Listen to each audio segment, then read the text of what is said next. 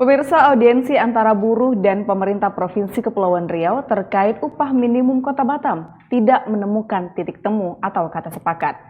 Pada audiensi kali ini, kedua belah pihak masih bertahan dengan argumen masing-masing terkait polemik UMK Kota Batam.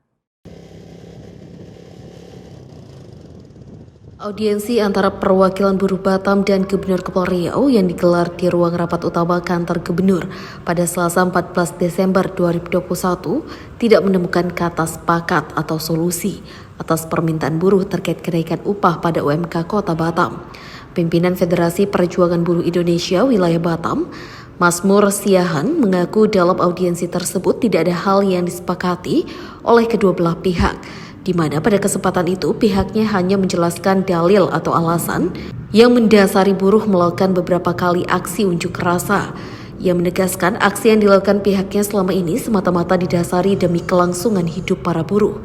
Menurut Mazmur, berdasarkan Undang-Undang Nomor 11 Tahun 2020, putusan Mahkamah Konstitusi pada tanggal 25 November 2021 di dalamnya menyatakan agar tidak menggunakan peraturan tersebut menjadi dasar hukum dalam menentukan kebijakan-kebijakan strategis nasional, seperti dalam hal pengupahan buruh.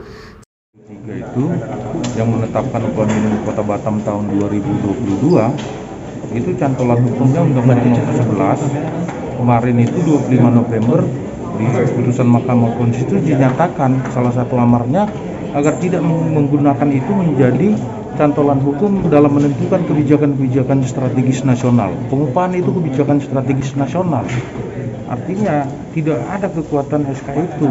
Kita berharap gubernur dapat meninjau ulang kembali itu saja dalam rangka menjaga kelangsungan hidup buruh pekerja yang ada di Provinsi Kepulauan Riau. Sementara itu, Gubernur Kepulauan Riau Ansar Ahmad masih bersikukuh menunggu keputusan hukum tetap dari upaya kasasi pihaknya ke Mahkamah Agung terkait kemenangan gugatan buruh di Pengadilan Tata Usaha Negara terhadap UMK Batam 2021.